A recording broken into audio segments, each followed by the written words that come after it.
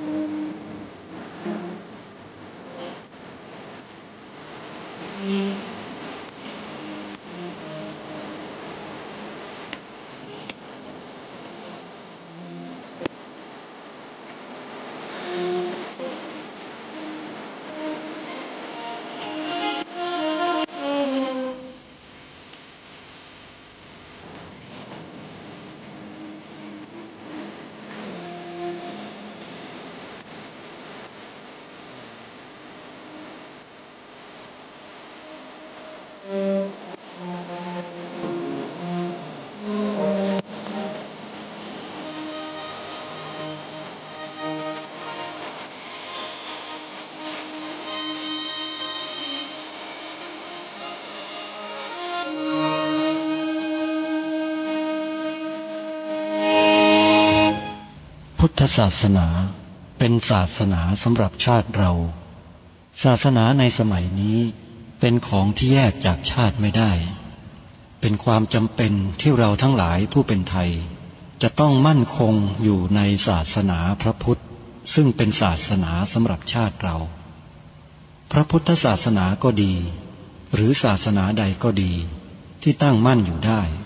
ก็ด้วยความมั่นคงของผู้เลื่อมใสตั้งใจที่จะรักษาและข้าพเจ้าพูดทั้งนี้ก็เพื่อชักชวนท่านทั้งหลายอย่างเป็นเพื่อนไทยและเพื่อนพุทธศาสนิกชนด้วยกันทั้งนั้นเพื่อความมั่นคงแห่งพระพุทธศาสนาข้าพเจ้ารู้สึกว่าได้ทำหน้าที่สมควรแก่อุปถัมภ์พระพุทธศาสนาเราจะตั้งใจรักษาศาสนาของเราด้วยชีวิตและถ้าท่านตั้งใจจะช่วยข้าพเจ้าในกิจอันใหญ่นี้แล้วก็จะเป็นที่พอใจข้าพเจ้าเป็นอันมากเพราะฉะนั้น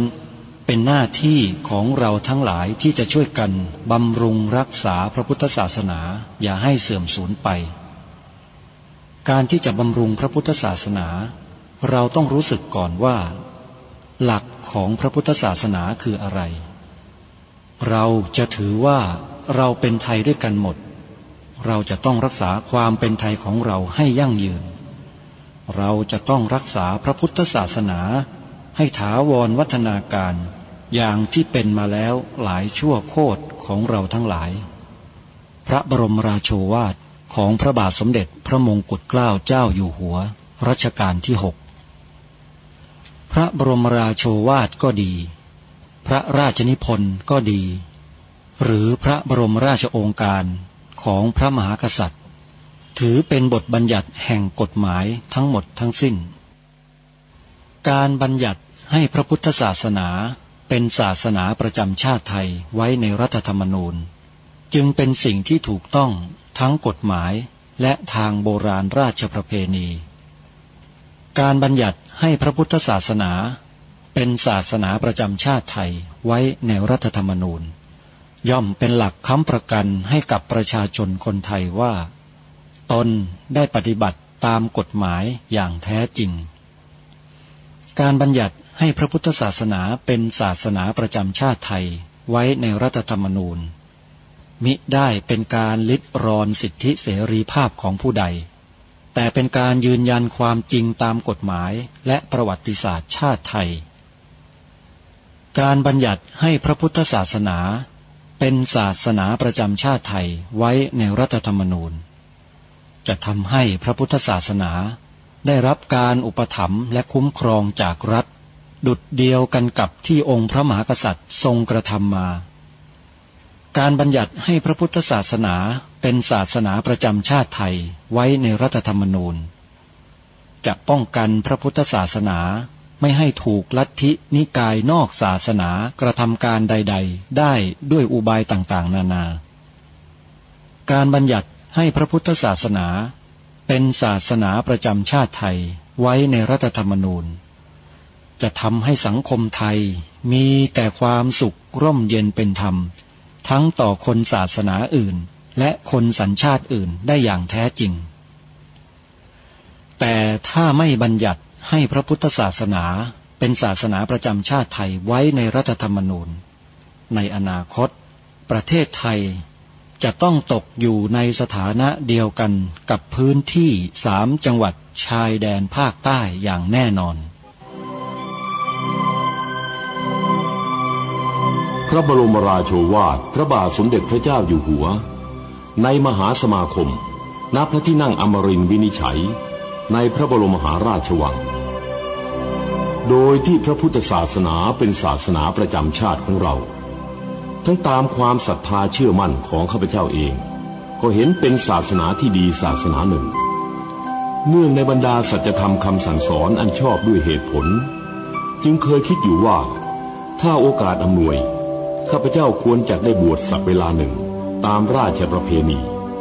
ซึ่งจะเป็นทางสนองพระเดชพระคุณพระราชบูรพการีตามคตินิยมด้วยแต่นับตั้งแต่ข้าพเจ้าได้ครองราชย์สืบสันตติวงศ์ต่อจากสมเด็จพระเชษฐาธิราชก็ล่วงมากว่า10 ปีแล้วเห็นว่าน่าจะถึงเวลาที่ควรจะทำตามความตั้งใจไว้นั้นแล้วประการหนึ่งอันหนึ่งการที่องค์สมเด็จพระสังฆราชหายประชวรมาได้ในคราวประชวรครั้งหลังนี้ก่อให้เกิดความปีติยินดีแก่ข้าพเจ้ายิ่งนักได้มาคำนึงว่าถ้าในการอุปสมบทของข้าพเจ้าได้มีองค์สมเด็จพระสังฆราชเป็นพระอุปชาแล้วก็จะเป็นการแสดงออกซึ่งความศรัทธาเคารพในพระองค์ท่านของข้าพเจ้าได้อย่างเหมาะสมอีกประการหนึ่งจึงได้ตกลงใจที่จะบรรพชาอุปสมบทในวันที่22 เดือนนี้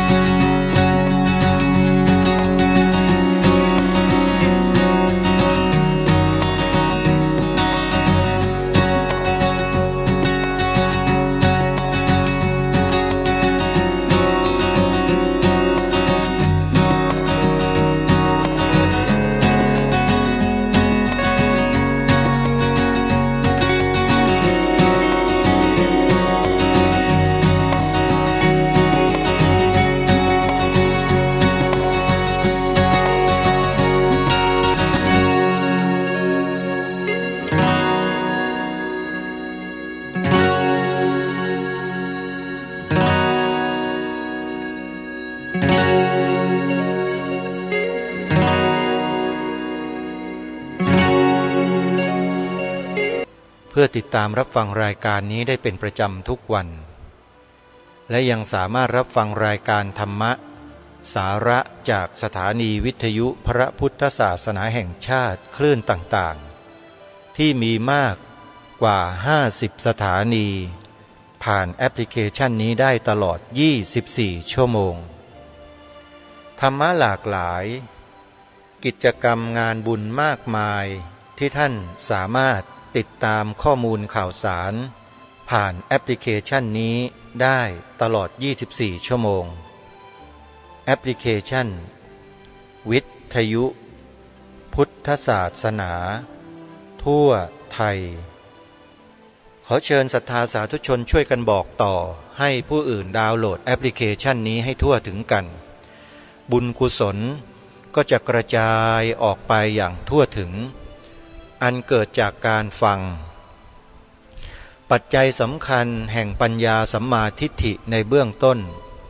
คือการสดับรับฟังธรรมะจากผู้ที่กล่าวแสดงบรรยายธรรมซึ่งเรามีพระภิกษุสงฆ์ครูบาอาจารย์ผู้แตกฉานผู้รู้ในข้อธรรมมากมายหลายท่านที่จะมาแสดงมากล่าวมาอธิบายความให้เราได้ฟังผ่านแอปพลิเคชันนี้ตลอด24ชั่วโมงใคร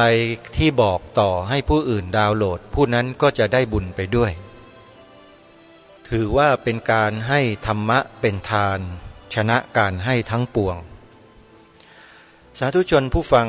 วันนี้รายการคดีโลกคดีธรรมขอเริ่มต้นด้วยการประกาศเชิญชวนผู้ชายไทยที่มีอายุครบบวช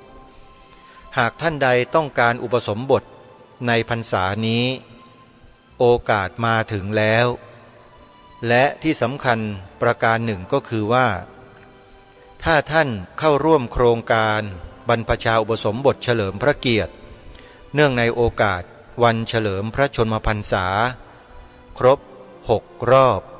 72พรรษาถวายเป็นพระราชกุศลแด่พระบาทสมเด็จพระวชิรเกล้าเจ้าอยู่หัวรัชกาลที่10ด้วยแล้วท่านไม่ต้องเสียค่าใช้จ่ายใดๆทั้งสิ้นท่านสามารถสมัครได้ณที่ว่าการอำเภอทุกแห่งทั่วประเทศหรือวัดใดวัดหนึ่งที่มีการประกาศรับสมัครอย่างเป็นทางการอย่างเช่นวัดหนองกายอำเภอแม่แตงจังหวัดเชียงใหม่มีการประกาศรับสมัครชายไทยอายุครบบวชให้สมัครเข้ามาในโครงการเพื่อที่จะจำพรรษา99วัดรับสมัคร99ท่านใครสนใจที่จะอุปสมบทที่จังหวัดเชียงใหม่แล้วไปจำวัดจำพรรษาอยู่ในวัด99วัดติดต่อไปที่หมายเลขโทรศัพท์นี้ได้เลย053 374 488และ053 374 489ในวันที่19กรกฎาคมนี้ที่จะถึงซึ่งตรงกับวันศุกร์ที่วัดอารามมงคลอำเภอยางตลาดจังหวัดกาฬสินธุ์โดยท่านอาจารย์พระครูปริยัติโพธิธรรมเจ้าอาวาสได้จัดบรรพชาอุปสมบทให้กับสามเณรปรริยนที่มีอายุครบบวชได้ปรริยนธรรม3ประโยคเพื่อเป็นพระภิกษุในพระศาสนา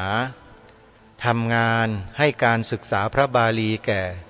เด็กๆเยาวชนลูกๆสามเณรในวัดใครที่จะร่วมรับเป็นเจ้าภาพให้กับการบวชครั้งนี้ให้ติดต่อสอบถามรายละเอียดไปได้ที่วัดอารามมงคลหมายเลขโทรศัพท์084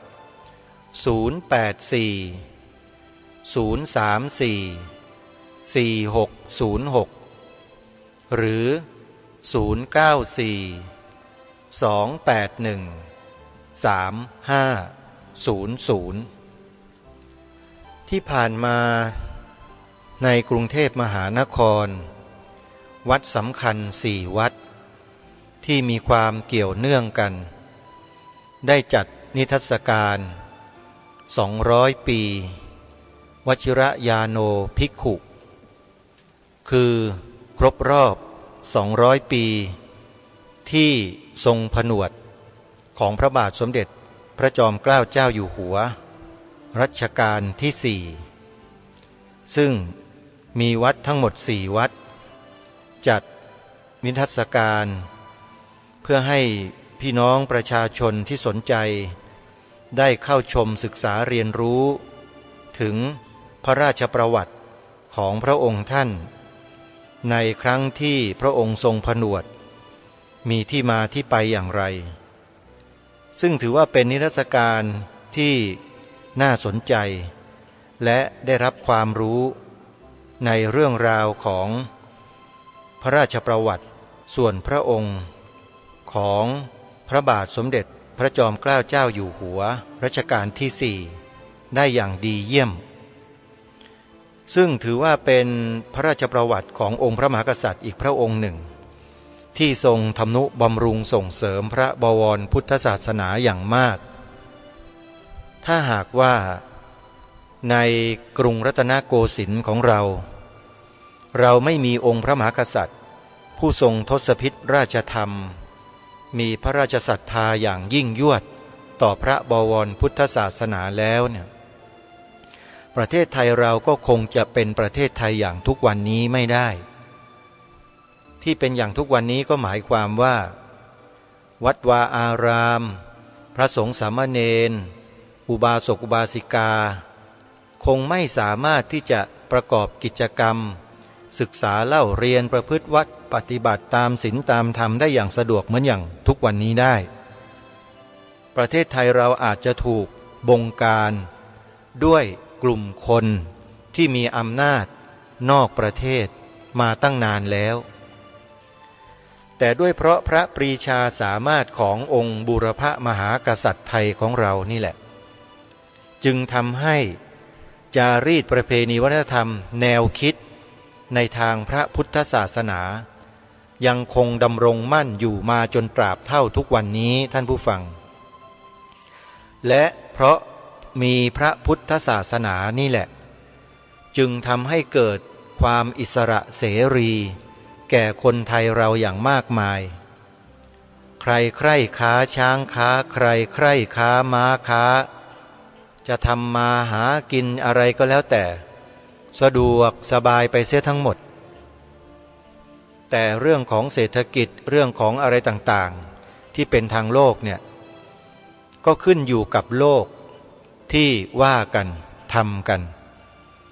ดีหรือไม่ดีก็ขึ้นอยู่กับระบบของโลกซึ่งทางศาสนานั้นไม่ได้เข้าไปมีส่วนเกี่ยวข้องที่ทำให้เศรษฐกิจเกิดเป็นอย่างนั้นอย่างนี้ไม่แต่ถ้าจะว่าไปแล้วศาสนาพุทธทำให้เศรษฐกิจในบางช่วงบางจังหวะของประเทศไทยเราเนี่ยได้กระเตื้องขึ้นด้วยซ้ำไปเช่นอย่างมีงานสำคัญวิสาขบูชางานเข้าพรรษาวันออกพรรษาอาสาฬหบูชามาฆบูชามีกิจกรรมปฏิบัติธรรมที่นั่นที่นี่มีอะไรต่างๆเนี่ยทำให้เงินที่อยู่ในกระเป๋าของผู้คนเนี่ยสะพัดออกมาใช้จ่ายใช้สอยเพื่องานบุญงานกุศลกันเป็นจำนวนมากเป็นตัวบ่งบอกว่าเศรษฐกิจของชาติบ้านเมืองไม่ได้หยุดนิ่งยังมีการแลกเปลี่ยนซื้อขายสินค้าเพื่อนำมาใช้ในกิจการนั้นๆที่เป็นวันสำคัญหรือกิจการสำคัญทางพระพุทธศาสนาของเราไม่หยุดไม่หย่อนงานสร้างวัดวาอารามบูรณปฏิสังขรณ์วัดวาอารามหรือกิจกรรมงานบุญต่างๆมากมายก็จะมีการจับจ่ายใช้สอยสินค้าเครื่องอุปโภคบริโภคมากมายนี่คือสิ่งที่กระตุ้นระบบเศรษฐกิจของชาติบ้านเมืองมาอย่างต่อเนื่องและไม่มีวันหยุด ปีไหนก็มีการจัดกิจกรรมงานบุญทางพระพุทธศาสนากันต่อเนื่องมาโดยตลอดและถ้าพูดถึงภาคของการท่องเที่ยวธุรกิจทางด้านการท่องเที่ยวก็เหมือนกันวัดวาอารามในพระพุทธศาสนานี่แหละที่สร้างรายได้เม็ดเงินมหาศาลจากการท่องเที่ยวให้แก่ประเทศชาติบ้านเมืองมาอย่างต่อเนื่องยาวนานและจะเป็นเช่นนี้ไปอีกนานแสนนานประเทศไทยเรานั้นได้ขึ้นชื่อว่าเป็นศูนย์กลางพระพุทธศาสนาแห่งโลกเป็นแหล่งเรียนรู้พระพุทธศาสนาที่ใหญ่ที่สุดในโลกมีสาขาสถาบันการศึกษาที่แตกออกไปจากประเทศไทยไปสู่ต่างประเทศเป็นจำนวนมากนั่นก็คือมหาวิทยาลัยสงฆ์หรือมหาวิทยาลัยพระพุทธศาสนาโดยเฉพาะหน่วยงานหลักที่กระจายการศึกษาพระพุทธศาสนาออกไปทั่วโลกมีอยู่2 มหาวิทยาลัยนั่นก็คือมหาวิทยาลัยมหาจุฬาลงกรณราชวิทยาลัยกับมหาวิทยาลัยมหามกุฏราชวิทยาลัยโดยเฉพาะมหาวิทยาลัยมหาจุฬาลงกรณราชวิทยาลัยนั้นมีวิทยาเขตที่กระจายอยู่ทั่วประเทศเยอะที่สุดและในต่างประเทศมากที่สุดบุคลากรมีความรู้มีความสามารถเชี่ยวชาญชำนาญในการถ่ายทอดความรู้ด้านพระพุทธศาสนาออกไปสู่ชาวโลกเยอะที่สุดและเป็นหน่วยงานหรือองค์กรหรือสถาบันการศึกษาที่สามารถจะอธิบายให้ความรู้แก่สังคมได้เป็นอย่างดีถ้าสังคมเกิดวิกฤตการณ์ทางความคิดสถาบันการศึกษาของสงฆ์2 แห่งถือว่าเป็นกำลังที่มีความสำคัญในทางวิชาการด้านพระพุทธศาสนาอย่างมากในฐานะที่ผู้ดำเนินรายการเองก็มีส่วนในการศึกษาเรียนรู้ในสถาบันดังกล่าวอยู่บ้างเป็นหลักสูตรระยะสั้นของมหาวิทยาลัยมหาจุฬาลงกรณราชวิทยาลัยเมื่อประมาณปีพระพุทธศักราช 2544-45 ก็ได้เข้าทำการศึกษาหลักสูตรระยะสั้นของมหาวิทยาลัยที่ได้จัดทำขึ้นคือหลักสูตรพระนักเผยแผ่ธรรมทางสถานีวิทยุกระจายเสียงโดยได้เข้าศึกษาหลักสูตรในรุ่นที่ 7แล้วก็จบหลักสูตรมีการสอบผู้ประกาศจากกรมประชาสัมพันธ์ด้วยแล้วก็สามารถสอบผ่านผู้ประกาศจนได้รับใบอนุญาตในการประกาศข่าวได้ทั่วราชอาณาจักรและก็ทั่วโลกอันนี้ก็ถือว่าเป็นความรู้อีกแขนงหนึ่งที่ได้รับมาจากมหาวิทยาลัยมหาจุฬาลงกรณราชวิทยาลัยซึ่งเป็นความรับผิดชอบของหน่วยงานในมหาวิทยาลัยที่เกี่ยวกับวิทยาบริการอาตมาภาพเองมีความภูมิใจในการที่ได้มีโอกาสศึกษาเล่าเรียนหลักสูตรระยะสั้นๆก็ถือว่าเป็นประโยชน์อย่างมากทุกวันนี้ที่ได้มาออกอากาศพูดรายการอยู่เป็นระยะเวลากว่า20 ปีก็เพราะได้ศึกษาเรียนรู้จากหลักสูตรระยะสั้นที่มหาวิทยาลัยมหาจุฬาลงกรณราชวิทยาลัยท่านได้มอบให้ในช่วงนั้นนั่นเองซึ่งปัจจุบันนี้หลักสูตรระยะสั้นดังกล่าวนั้นได้ยกเลิกไปแล้วได้จัดอบรมอยู่เพียงแค่10 กว่ารุ่นเท่านั้นเองได้ข่าวว่าอย่างนั้นก็น่าเสียดายว่าทางมหาวิทยาลัยน่าจะคงไว้รักษาไว้ซึ่งหลักสูตรระยะสั้นดังกล่าวนี้แต่ทางมหาวิทยาลัยเองก็คงจะมีเหตุผล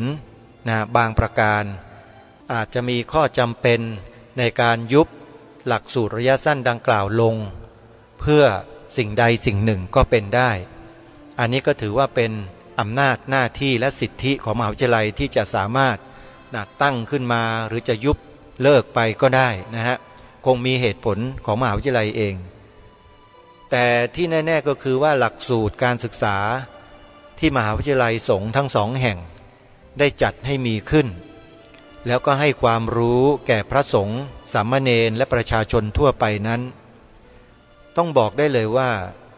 มีคุณูปการและเป็นประโยชน์ต่อสังคมประเทศชาติบ้านเมืองไทยอย่างมากและยังเป็นประโยชน์ต่อโลก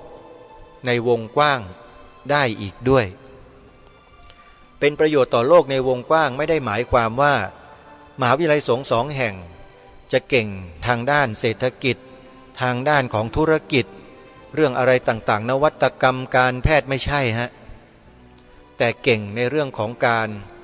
ใช้แนวความคิดเพื่อพัฒนาจิตของมนุษย์ในโลกให้เกิดความสมดุลในทางภูมิปัญญาที่มนุษย์ควรมีควรได้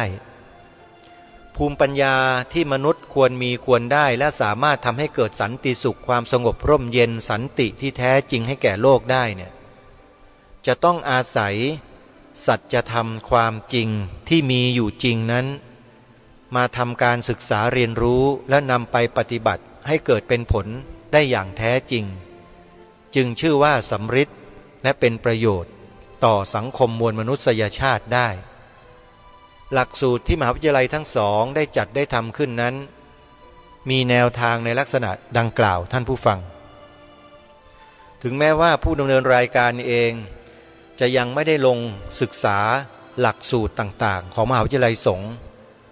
แต่ก็พอที่จะสามารถคาดเดาได้ว่ามหาวิทยาลัยสงฆ์ทั้งสองแห่งนั้นได้นำหลักในทางพระพุทธศาสนาซึ่งเป็นหลักธรรมคำสอนของพระสัมมาสัมพุทธเจ้าเนี่ยมาบูรณาการจัดทำเป็นหลักสูตรการศึกษาในแต่ละระดับชั้นได้อย่างลงตัวและสามารถทำให้ผู้เป็นนักศึกษาเป็นนิสิตต่างๆเนี่ยได้ซึมซับหลักธรรมคำสอนนั้นเข้าไปในจิตใจของตนเองโดยไม่รู้ตัวซึ่งเป็นสิ่งที่ทำให้นักศึกษาที่จบไปแต่ละรุ่นนั้นสามารถที่จะไปประกอบกิจการงานต่างๆของตนได้อย่างเป็นอย่างดีเพราะได้ศึกษาเรียนรู้วิชาการที่จะดำรงจิตดำรงตนเองให้อยู่ในสังคมที่มีความหลากหลายที่มีความเปลี่ยนแปลงอย่างมากมายอยู่ตลอดเวลานั้นได้เป็นอย่างดีนี่แหละคือความพิเศษของมหาวิทยาลัยสงฆ์สองแห่งที่มหาวิทยาลัยทั่วโลกไม่มีนั่นก็คือศาสตร์แห่งการดำเนินชีวิตดำรงอยู่ของชีวิตที่มีความผันผวนในสิ่งแวดล้อมต่างๆสามารถที่จะยืนหยัดต่อสู้และปฏิบัติหน้าที่ได้อย่างมั่นคงได้อย่างมั่นอกมั่นใจเพราะได้รับสรรพวิชาเหล่านี้เข้าไปในระบบการศึกษาในแต่ละรุ่นนั่นเองท่านสาธุชนผู้ฟังทุกท่านมหาวิทยาลัยนั้นมีอยู่ทั่วโลกมากมายหลายมหาวิทยาลัยที่ดังๆระดับโลกอย่างมหาวิทยาลัยออกฟอร์ดมหาวิทยาลัยเคมบริดจ์เป็นต้นเหล่านี้นะฮะที่ดังๆทั่วโลกเนี่ยเขาสอนเขาเรียนในเรื่องของวิชาการที่จะเอ็นเอียงไปทางเรื่องของวิทยาศาสตร์กฎหมายหลักปรัชญาเป็นส่วนมากในการดำรงชีวิตอยู่กับระบบเทคโนโลยีสมัยใหม่ใช้กินดื่มพูดและสังคมกันในระดับของโลกิยวิสัยเป็นส่วนมากแต่มหาวิทยาลัยสงฆ์สองแห่งนี้เราไม่ได้จำกัดอยู่แค่เพียงเท่านั้นแต่จะศึกษาเรียนรู้อะไรให้ลึกลงไปกว่านั้นเยอะเพราะเรามีความเชื่อว่าชีวิตมนุษย์ของทุกคนในโลกใบนี้เนี่ยจำเป็นที่จะต้องมีหลักของชีวิตเพื่อดำเนินชีวิตอยู่บนโลกอันผันผวนใบนี้ให้ได้อย่างมีความมั่นอกมั่นใจนั้นจำเป็นที่มนุษย์ในโลกจะต้องทำการศึกษาเรียนรู้สิ่งเหล่านี้เป็นเบื้องต้นมหาวิทยาลัยสงฆ์สองแห่งให้สิ่งนี้ได้แก่มวลมนุษยชาติในหลักสูตรเท่าที่ทราบเนี่ยจะมีเนื้อหาวิชาทางพระพุทธศาสนาให้นักศึกษาที่เข้าศึกษาใหม่ๆก็ดีหรือศึกษาแล้วก็ดีได้ศึกษาทั้งปริยัติแล้วก็มีคอร์สในการปฏิบัติวิปัสสนากรรมฐานด้วยซึ่งไม่มีมหาวิทยาลัยใดๆในโลกทำแบบนี้นะฮะมีแต่2 มหาวิทยาลัยสงฆ์นี้เท่านั้นท่านผู้ฟังเพราะฉะนั้น ใครที่คิดว่านะครับต้องการที่จะศึกษาในเรื่องของชีวิตในการดำรงชีวิตอยู่ในสังคมที่ผันผวนแต่สามารถอยู่ได้อย่างมีความสงบสุขร่มเย็นได้เนี่ยมาศึกษาในมหาวิทยาลัยสงฆ์ดีกว่า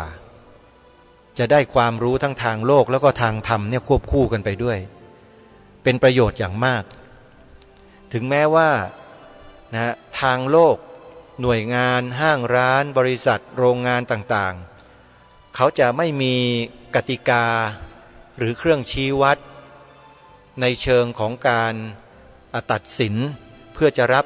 ผู้เข้ามาเป็นสมาชิกในบริษัทห้างร้านโรงงานอะไรต่างๆโดยอาศัยหลักเกณฑ์การศึกษาด้านธรรมะก็ตามแต่ก็เชื่อมั่นนะว่าผู้ประกอบการหรือว่าเจ้าของกิจการต่างๆเนี่ยท่านก็ทราบก็รู้ดีอยู่ว่าท่านต้องการคนประเภทไหนเข้าไปเป็นสมาชิกของบริษัทของห้างร้านของโรงงานไม่มีผู้ประกอบการไหนหรอกครับที่ต้องการคนไม่ดีเข้าไปเป็นสมาชิกในบริษัทห้างร้านในโรงงานจริงหรือไม่มีแต่ต้องการคนดีทั้งนั้นคนดีไม่จำเป็นต้องเก่งเลอเลิศอะไรมากแต่ขอให้มีความรู้เรียนรู้ได้ไวแล้วก็มีใจที่ใฝ่ในการศึกษาพัฒนาตนเองขยันขันแข็งพวกนี้ถือว่าเป็นที่ต้องการของสังคมโลกและถ้าไปอยู่ในระบบของโลกมากๆเนี่ยอาตมาภาพคิดว่าโลกเรานี่น่าอยู่ขึ้นอีกเยอะเลยคือนำเอาคนที่มีความรู้ปฏิบัติดีปฏิบัติชอบอยู่ในศีลในธรรมแล้วก็มีความสามารถพอสมควรเข้าไปบริหารจัดการองค์กรหน่วยงานห้างร้านบริษัทโรงงานต่างๆเนี่ยก็จะทำให้ศีลธรรมเนี่ยระบาดเข้าไปในโรงงานทั่วไปหมดเลยระบาดเข้าไปในสังคมนั้นมากมายระบาดเข้าไปในองค์กรในหน่วยงานในระดับอะไรต่างๆเยอะแยะแต่มาว่าดีนะนำเอาคนที่เขามีความรู้มีความรับผิดชอบต่อชีวิตหน้าที่การงานหรือพูดง่ายๆว่าคนมีศีลธรรมนำไปบรรจุอยู่ในหน่วยงานทั้งภาครัฐภาคเอกชนกันให้มากๆนะก็จะได้แต่บรรยากาศที่ดีๆเกิดขึ้นในสังคมนั้นๆภาพรวมของสังคมก็จะดีขึ้นโดยอาศัยเหตุและปัจจัยเหล่านี้นี่แหละเพราะฉะนั้นอย่าคิดว่าการศึกษาเรียนรู้ศีลธรรมธรรมะในทางพระพุทธศาสนาจะไม่มีประโยชน์นะโยมอย่าคิดว่าไม่มีประโยชน์มีประโยชน์ทุกกรณีทุกการทุกเวลาซึ่งพระพุทธเจ้าตรัสยืนยันไว้เลยว่าใครก็ตามที่มีธรรมะรู้ธรรมะเข้าใจธรรมะจะทำประโยชน์ได้โดยไม่จำกัดการเลยทำงานก็ไม่มองนาฬิกาหรอกคือทำไปจนกระทั่งสัญญาณเลิกงานเลิกแล้วนั่นนะจึงจะหยุดบางทีก็ไม่หยุดด้วยนะยังทำเกินไปอีกจนกระทั่งเจ้านายต้องบอกไล่กลับบ้านก็มีขยันเกินก็มีแต่ก็ไม่ถึงขนาดว่าดื้อดึงนะแต่ต้องการทำให้หน้างานหรืองานที่มันค้างอยู่ให้แล้วเสร็จนั่นเองเพราะในใจมีหลักของศีลธรรมมหาวิทยาลัยสงฆ์สองแห่งนี้แหละมุ่งผลิตบุคลากรในลักษณะเช่นนี้ให้เกิดมีขึ้นในสังคมถ้าหากว่าเราไม่มีอคติจนเกินไปเราน่าจะส่งบุตรหลานของเราเนี่ยเข้ามาศึกษาเรียนรู้ในมหาวิทยาลัยสงฆ์ดูนะโยมนะอาตมาเชื่อว่าญาติโยมก็จะได้เห็นลูกหลานคนใหม่ๆเกิดขึ้นในอ้อมกอดของญาติโยมผู้เป็นผู้ปกครองเองเพราะมหาวิทยาลัยสงฆ์นั้นเขาจะปลูกฝังคุณงามความดีให้กับนิสิตนักศึกษาที่เข้าไปศึกษาเล่าเรียนในรั้วของมหาวิทยาลัยเนี่ยอยู่ตลอดมีครูบาอาจารย์มีพระสงฆ์เป็นเพื่อนเป็นนิสิตที่คอยให้ข้อคิดให้คติความรู้ต่างๆที่เป็นประโยชน์อย่างต่อเนื่องและตลอดเวลาไม่ต้องกลัวเรื่องของการหมกมุ่นมั่วสุมเสพยาเสพติดไปสู่แหล่งอบายามุขอะไรต่างๆไม่มีเลยมหาวิทยาลัยสงฆ์สองแห่งนี้ไม่มีพวกนี้เลยเป็นการจำกัด โดยเด็ดขาดเพราะไม่สามารถจะทำให้เกิดมีขึ้นได้เอาอย่างนี้แล้วกันฮะมันเป็นไปไม่ได้เลยเพราะเป็นมหาวิทยาลัยสงฆ์ก็คือเป็นสถานที่ศึกษาเรียนรู้เป็นที่อยู่ที่พักของพระภิกษุสงฆ์เหมือนกับวัดหนึ่งนะโยมเพราะฉะนั้นมหาวิทยาลัยสงฆ์จึงน่าจะเป็นทางออกของโลกที่ดีที่สุดอีกสถาบันหนึ่งในการที่จะให้ความรู้แก่มวลมนุษยชาติเพื่อให้เกิดความสุขสันติที่แท้จริงได้บวกกับวิชาการความรู้ที่เป็นไปตามข้อกำหนดของหน่วยงานที่ตรวจสอบคุณภาพการศึกษาซึ่งมหาวิทยาลัยสงฆ์สองแห่งนี้ผ่านการตรวจสอบคุณภาพทุกปีนะฮะทุกปีแล้วก็ได้อยู่ในลำดับท็อป 10 ด้วยมหาวิทยาลัยสงฆ์เราเนี่ยไม่ธรรมดานะโยมนะไปดูในสถิติที่เขาทำการสำรวจที่เขาทำการประเมินนะเรียกว่าประเมินคุณภาพการศึกษาในแต่ละปีดูได้เลยมหาวิทยาลัยสงฆ์ของเราเนี่ยจะติดอันดับท็อป 10 ท็อป 10 ท็อป 10 อยู่เป็นประจำเลยนะฮะไม่ว่าทางด้านไหนก็แล้วแต่นี่แสดงให้เห็นถึงคุณภาพของมหาวิทยาลัยที่สามารถที่จะนะสร้างให้เกิดมีขึ้นในหมู่ของนิสิตนักศึกษาได้ใครที่ได้เข้าไปศึกษาเรียนรู้แล้วก็จะได้รับสิ่งที่เป็นประโยชน์สิ่งที่เป็นสาระแล้วนำมาใช้ในชีวิตประจำวันได้อย่างแท้จริงและเป็นประโยชน์ด้วยจึงได้กล่าวถึงนะให้กับทุกท่านได้ทำความเข้าใจร่วมกันเพราะมันเกี่ยวเนื่องมาจากนะฮะงานนิทรรศการ200 ปีนะที่ทรงผนวดเป็นพระภิกษุของพระบาทสมเด็จพระจอมเกล้าเจ้าอยู่หัวรัชกาลที่4ซึ่งถือว่าเป็นพระมหากษัตริย์ที่เป็นบิดาแห่งวิทยาศาสตร์ของประเทศไทยของเราพระองค์ท่านทรงเป็นพระมหากษัตริย์ที่มีความทันสมัยนะโยมหลายคนคิดว่าองค์พระบาทสมเด็จพระจอมเกล้าเจ้าอยู่หัวรัชกาลที่4เนี่ยทรงไม่มีความรู้อะไรเกี่ยวกับวิชาการทางโลกไม่มีความรู้เรื่องด้านภาษาศาสตร์เรื่องอะไรต่างๆพระองค์ท่านเนี่ยทรงมีพระราชดำรัสเป็นภาษาอังกฤษนะโยมพูดเป็นภาษาเราคือพูดภาษาอังกฤษคล่องเลยนะโยมนะเพราะท่าน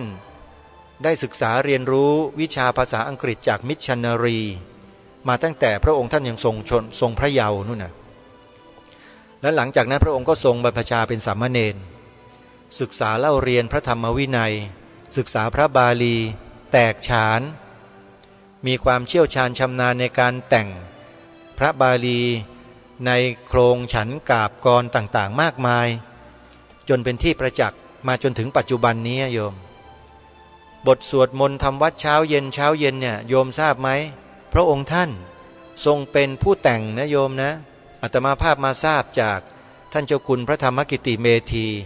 ท่านได้ปรารภในวันเปิดงานเมื่อวันที่7 กรกฎาคมที่ผ่านมาเนี่ยที่วัดราชาธิวาสวิหาร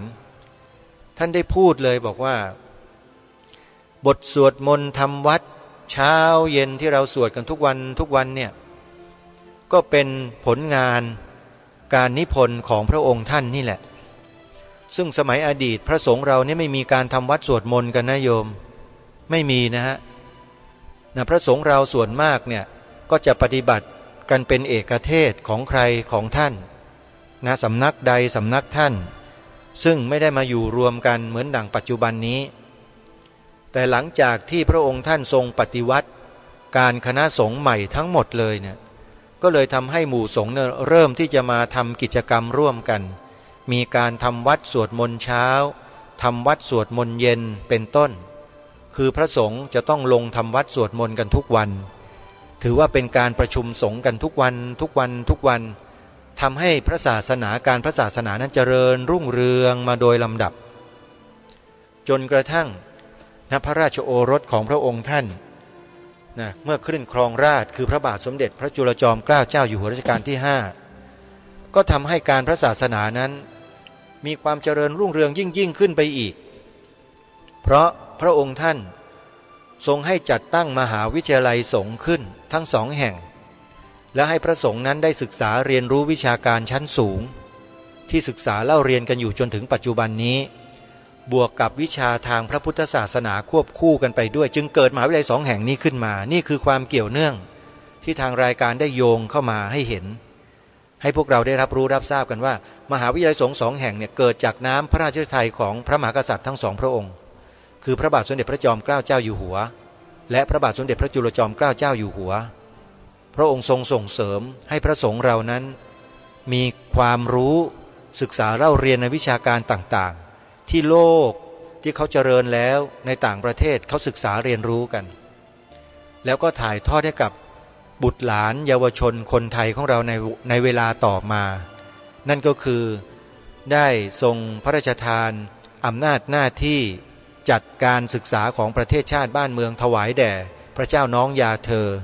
นั่นก็คือสมเด็จพระมหาสมณเจ้ากรมพระยาวชิรยานวโรรสอันเป็นที่รู้กันทั่วสังคมณฑลว่าพระองค์ท่านทรงเป็นผู้กำหนดหลักสูตรการศึกษานักธรรมตรีนักธรรมโทนักธรรมเอกนวกะภิกขุอะไรต่างๆเหล่านี้พระองค์ท่านทั้งนั้นซึ่งทำให้เรานั้นมีความเป็นปึกแผ่นมีความมั่นคง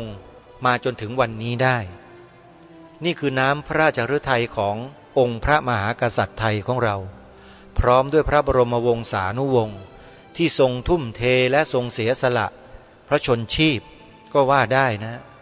เพื่อการพระศาสนาของชาติบ้านเมืองส่วนเรื่องของเศรษฐกิจเรื่องของสังคมเรื่องของการต่างประเทศนั้นแน่นอนเราสู้เขาไม่ได้อยู่แล้วโยมเราสู้ไม่ได้เลยนะสมมุติว่านะโยมนะถ้าองค์พระมหากษัตริย์เราทรงจับแต่เรื่องงานต่างประเทศงานราชทูตงานพัฒนาทางด้านวัตถุนิยมเหมือนกับพวกชาวต่างประเทศฝรั่งเศสอังกฤษที่มีค่านิยมงานอุตสาหกรรมเนี่ยนะอย่างเดียวโดยไม่สนใจพระศาสนาเนี่ยโยมลองคิดดูว่าประเทศไทยเรามันจะเป็นไปยังไงเอาลองหลับตาคิดดูให้ดีโยมแต่การไม่ได้เป็นเช่นนั้นนะองค์พระมหากษัตริย์ของเราเนี่ยทรงมีพระเนตรที่ยาวไกล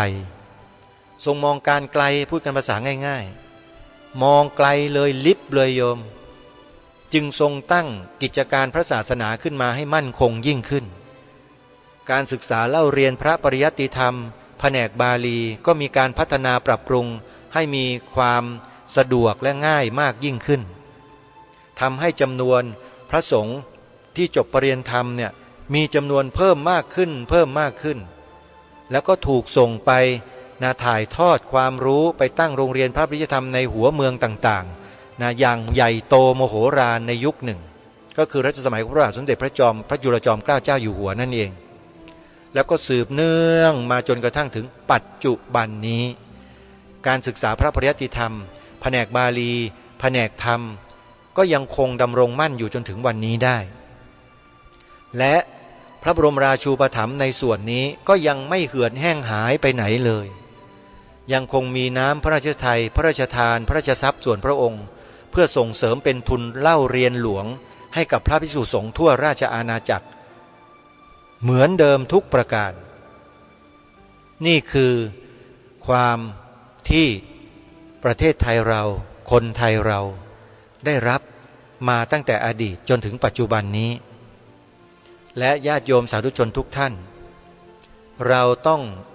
รำลึกนึกถึงบุญคุณของคณะสงฆ์ให้มากๆนะโยมประเทศไทยเราเนี่ยอยู่รอดปลอดภัยมีชื่อเสียงเกียรติยศเป็นที่ลือเรื่องไปทั่วทั้งโลกในฐานะที่เป็นสยามเมืองยิ้มได้เนี่ยเพราะเราได้หมู่สงฆ์ช่วยกันขับเคลื่อนทั้งทางด้านคันธทุระและวิปัสสนาธุระควบคู่กันมาโดยตลอดอย่าไปแบ่งแยกนะโยมคันธทุระกับวิปัสสนาธุระไม่มีความขัดแย้งอะไรกันนะถ้าปฏิบัติให้ถูกตรงตามสภาวะที่เป็นสัมมาทิฏฐิแล้วจะตรงตามตำรับตำราทั้งหมดเลยจะไม่ผิดเพี้ยนเลยแต่ไอ้ที่ผิดเพี้ยนไปมันก็มีบ้างที่บอกว่าพระอนาคามีมาเกิดเป็นมนุษย์ได้พระอรหันต์มาเกิดเป็นพญานาคได้นะพวกนี้บ้าบอคอแตกทั้งนั้นละโยมไม่ได้ศึกษาไม่ได้เล่าเรียนเลยพวกนี้พูดมั่วกันไปหมดทำให้เสียพระธรรมวินัยหมดเลยยังไงก็ตาม ประกาศและช่วยกันบอกชี้แจงแสดงความถูกต้องให้ประชาชนได้ทราบถือว่าเป็นหน้าที่ของพระสงฆ์เรานะครับอันเนี้ยพระอนาคามีพระอรหันต์จะไม่กลับมาเกิดในสุขติภูมิอีกแล้วโยมจะไม่กลับมาเลยโดยเฉพาะมาเป็นมนุษย์เนี่ยไม่มีทางเป็นไปได้โดยหลักเหตุหลักผลแล้วพระพุทธองค์ตรัสไว้ว่าเป็นไปไม่ได้เลยเพราะเชื้อที่จะพามาเกิดเนี่ยไม่มีเชื้ออะไรล่ะที่พามาเกิดไม่มีเชื้อแห่งโทสะเชื้อแห่งกามราคะในพระอนาคามีไม่มีแล้วโยมแล้วอะไรล่ะที่จะเป็นเหตุพาให้ท่านมาเกิดในโลกมนุษย์มันเป็นไปไม่ได้ไงและในตำราก็ไม่มีเขียนไว้เลยไม่ได้บอกไว้เลยว่าท่านมาเกิดไม่มีเพราะฉะนั้นพระสงฆ์รูปใดใครคนใดก็ตามเที่ยวไปแสดงไปกล่าวว่าพระอนาคามีมาเกิดใหม่ได้เนี่ยพวกนี้คือมิจฉาทิฏฐิล้วนๆไม่ใช่สัมมาทิฏฐิถึงแม้ว่าจะนำผ้ากาสาวพัสมานุ่งห่มกายไว้แต่วาจาบิดเบือนหลักธรรมคำสอนของพระสัมมาสัมพุทธเจ้าอยู่ก็ถือว่าคนพวกนี้เป็นเดียรถีปลอมมาทั้งนั้นเลยเหมือนกับคนบางคนที่กล่าวหาพระสงฆ์ที่รับปัจจัยจากญาติโยมว่าเป็นมหาโจรก็เหมือนกันอันนี้ก็เข้าข่ายเหมือนกันท่านผู้ฟังนะฮะเขากล่าวหาพระสงฆ์เราทั่วราชอาณาจักรที่รับซองปัจจัยที่โยมถวายกับมือเนี่ยเพียงแค่เนี้ยเขาหาว่าพระสงฆ์ที่รับเงินเนี่ยเป็นพวกมหาโจรแล้วญาติโยมที่ถวายปัจจัยพระแบบนี้เป็นคนบาปโยมลองพิจารณาดูคำพูดพวกนี้พวกเดรัจฉีพวกนี้ให้ดีว่าเป็นเช่นนั้นจริงไหมเวลาโยมถวายปัจจัยพระเนี่ยใจโยมเป็นบาปไหมเศร้าหมองไหมมีความกระเทือนใจไหมไม่มีแม้แต่นิดเดียวมีแต่ความปีติมีแต่ความสุขที่ได้ทำบุญใช่ไหมได้ส่งเสริมพระสงฆ์ให้ท่านมีกำลังความสามารถในการปฏิบัติดีปฏิบัติชอบทำประโยชน์เพื่อส่วนรวมใช่หรือไม่แล้วคำกล่าวหาของพวกเดรัจฉีที่บอกว่าโยมเป็นคนบาปพระเป็นพวกมหาโจรเนี่ยโยมว่ามันเป็นคำพูดที่เป็นจริงหรือเป็นเท็จอันนี้พิจารณากันตามเหตุตามผลตามสภาวะที่เกิดขึ้นตามความเป็นจริงนะเราไม่ได้ไปกล่าวตู่ใครแต่หยิบยกขึ้นมาให้พวกเราได้พิจารณาเห็นถึงข้อเท็จจริงว่าอะไรมันเท็จอะไรมันจริงถูกไหมฮะในฐานะที่พวกเราโดยเฉพาะอาตมาภาพที่เป็นพระสงฆ์ศึกษาหลักธรรมคำสอนของพระสัมมาสัมพุทธเจ้ามาเนี่ยอาตมาภาพกล้าพูดได้เลยว่าการที่ญาติโยมถวายปัจจัยด้วยจิตใจเลื่อมใสศรัทธามีเจตนาที่ต้องการให้พระสงฆ์ท่านได้รับความสะดวกในการเป็นอยู่ถือว่าโยมนั้นมีจิตที่เป็นกุศลและเป็นจิตที่มีความงดงามในเบื้องต้นในการให้ทานด้วยไม่มีเป็นบาปตรงไหนเลยแต่คนที่พวกเป็นเดรัจฉีเนี่ยจะมายุแย่ให้ญาติโยมมีจิตใจเป็นบาปบางคนก็เศร้าหมองนะพอฟังคนพวกนี้เศร้าหมองไปเลยแล้วก็เลิกถวายปัจจัยพระเลยโยมแล้วอย่างนี้พระสงฆ์พระหนุ่มเนนน้อยที่ท่านไม่ได้มีบุญวาสนาบารมีเหมือนกับพระบางรูปในสังฆมณฑลนี้ท่านจะอยู่กันยังไงล่ะโยมมีใครไปโอบอุ้มดูแลท่านไหมเพราะฉะนั้นคนที่พูดอย่างนี้กล่าวหาพระสงฆ์กล่าวหาญาติโยมทายกทายิกาแบบนี้เนี่ยท่านว่าเป็นการกล่าวในการยกย่องสรรเสริญสร้างสรรค์หรือว่าเป็นการกล่าวเพื่อทำลายกันแน่ลองพิจารณาแล้วตอบคำถามนี้กันดูแต่อาตมาภาพน่ะมีความมั่นใจว่าพวกนี้ทำลายล้วนๆเลยไม่ได้สร้างสรรค์อะไรเลยฮะถ้าสร้างสรรค์จริงคุณเสนอข้อนี้ออกมาแล้วคุณต้องรับผิดชอบด้วยสิรับผิดชอบพระสงฆ์ด้วยพระสงฆ์ที่ท่านจะไม่ได้รับการสนับสนุนจากทายกทายิกาเหมือนดังเดิมเนี่ยและเป็นอยู่ลำบากเนี่ยคุณมารับผิดชอบแทนด้วยแต่นี่คุณพอตีหัวแล้วหนีเข้าบ้านเลยนิสัยอันธพาลชัดๆนะคนพวกนี้ใช่ไหมแล้วเดี๋ยววัน2 วันนี้จะนำเสียงการอธิบายความการแก้พระประวัติของพระสงฆ์รูปหนึ่งซึ่งท่านเป็นพระที่มีความรู้ทางด้านปริยัติธรรมสูงสุดคือปริยัติธรรม9 ประโยคและท่านก็เป็นพระวิปัสสนาจารย์สอนกรรมฐานด้วยอยู่วัดชนะสงครามเนี่ยพูดถึงกลุ่มคนพวกนี้เอาไว้ น่าสนใจมากแล้วเดี๋ยวทางรายการจะนำมาเปิดให้ฟังกันอีกครั้งหนึ่งหลังจากที่เคยเปิดไปแล้วบางทีหลายท่านที่เข้ามาฟังรายการใหม่ๆยังไม่เคยฟังกันท่านได้อธิบายแล้วชี้ให้เห็นถึงกลุ่มคนพวกนี้ไว้อย่างชัดเจนเลยว่าเป็นพวกทูตเทวทัตทุจินท่านใช้ชื่ออย่างนี้เลยทูตเทวทัตทุจินนะใครที่อดใจไม่ไหวก็ไปเปิดฟังใน YouTube เอาเองก่อนก็ได้พิมพ์ชื่อนี้แหละนะฮะพิมพ์ชื่อนี้ไปเลยแล้วท่านก็จะทราบข้อมูลเหล่านี้เป็นอย่างดีเอาละท่านสาธุชนผู้ฟังฮะปรารภมาจนกระทั่งหมดเวลาพอดีเลยตรงนี้ต้องขอสมมติยุติรายการไว้ก่อนนะพรุ่งนี้เดี๋ยวพบกับรายการใหม่วันนี้ขอความสุขสวัสดีจงมีแด่ท่านผู้ฟังทุกท่านทุกคนเทินขอเจริญพร